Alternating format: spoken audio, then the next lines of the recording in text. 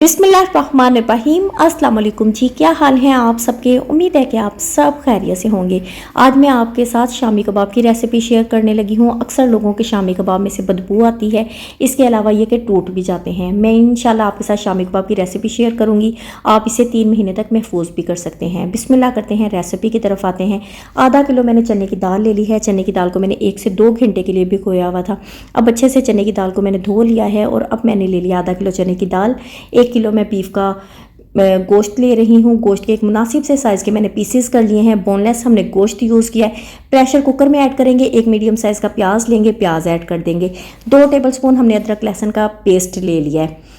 1 teaspoon हम इसमें ज़ीरा ऐड करेंगे। 1 टेबलस्पून भरकर हम इसमें साबुत सूखा धनिया ऐड कर देंगे। 2 से 3 बड़ी इलायचियाँ ऐड करेंगे। 2 टुकड़े दालचीनी के ऐड कर देंगे। 4 से 5 हम इसमें लौंग ऐड करेंगे। 1 टेबलस्पून हम इसमें साबुत काली मिर्च ऐड करेंगे। 15 से 20 गोल वाली सुर्ख मिर्च ऐड करेंगे। 1 टीस्पून नमक ऐड करेंगे। हाफ टी स्पून हम इसमें हल्दी ऐड कर देंगे। अच्छा जी, अब इसमें पानी ऐड करेंगे। पानी इस अंदाजे से ऐड करेंगे कि हमारा जितना मिक्सचर है उससे ऊंचा पानी ना हो। ये देखिए बिल्कुल बराबर हमने पानी इसमें रखना है। इसके अलावा ये कि जो मैंने मसाले आपको बताए हैं, इससे इंशाल्लाह से आपके शामी कबाब में से स्मेल बिल्कुल भी नहीं आएगी। अब हमने इसे अच्छे से मिक्स किया। प्रेशर कुकर लगा रहे हैं 20 से 25 मिनट के लिए। 20 से 25 मिनट के बाद प्रेशर कुकर को मैंने खोला है। दाल अच्छे से गल गई है। गोश्त भी बहुत ही अच्छे तरीके से सॉफ्ट हो चुका है, गल चुका है। अब हमने इन सारी चीज़ों को अच्छे से मिक्स करेंगे और पीस लेंगे।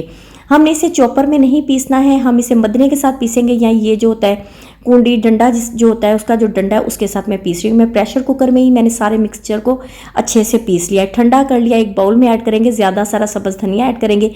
3 से 4 हम इसमें बारीक कटी हुई सब्ज़ मिर्च ऐड करेंगे। नमक मिर्च भी हम इसमें इसी टाइम पर सेट कर देंगे। अच्छे से मिक्सिंग हो गई है। आप देख रहे होंगे मैंने चॉपर में नहीं किया है, इसीलिए इसका रेशा बहुत अच्छे से नज़र आ रहा है। अब हम जनाब कबाब बनाने की तरफ आते हैं। हाथों को अच्छे से धो लिया है, हाथों पर ऑयल लगा लिया है और जनाब आप छोटे बड़े जिस साइज़ के आप कबाब बनाना चाहते हैं आप उस साइज़ के कबाब बना लेंगे। देखिए कबाब बनाना बहुत ईजी है। एक प्यारी प्यारी सी मैं टिक्कियों वाली शेप में अपनी शामी कबाब बना रही हूँ। ये देखिए कबाब रेडी हो गए। एक टाइम में मैंने सारे कबाब रेडी कर लिए हैं। अगर आप चाहते हैं तो आप इन्हें फ्रीज़ भी कर सकते हैं। अब जनाब मैंने एक अदद अंडा ले लिया है। अंडे को हमने अच्छे से बीट कर लिया है। कबाब को हम इसमें डिप करेंगे और जनाब फ्राई करने की तरफ आते हैं। कबाब को डिप किया, तवे पर ऑयल डाल दिया और इस तरह 1 बाय 1 हमने कबाब तवे पर डालते जाना है। 1 से आधा मिनट लगेगा। हमारे कबाब की एक साइड का कलर चेंज हो जाएगा। जब चेंज होगा फिर ही हमने इसकी साइड को चेंज करना है। बार बार अगर साइड चेंज करेंगे उससे हमारे कबाब टूट भी सकते हैं। ये देखिए एक साइड का कलर कितना प्यारा हो गया। मैंने साथ ही साइड चेंज कर दी। इसी तरह से 1 बाय हमने सारे कबाब जो हैं रेडी कर देंगे। आप इसकी लुक देखें, इसका टेक्सचर देखें, इसके अंदर रेशे देखें किस कदर वाज़ेह नज़र आ रहे हैं। होप कि आपको मेरी रेसिपी अच्छी लगी होगी। अगर आप नए हैं तो मेरे चैनल को सब्सक्राइब कर दें। वीडियो अच्छी लगे लाइक लाजमी किया करें। मुझे अच्छे अच्छे कमेंट्स लाजमी दिया करें। अपने फैमिली फ्रेंड्स के साथ मेरी रेसिपीज़ को शेयर लाजमी किया करें। अपनी दुआओं में याद रखिएगा। इसके साथ ही मुझे इजाज़त दें। अल्लाह हाफिज़।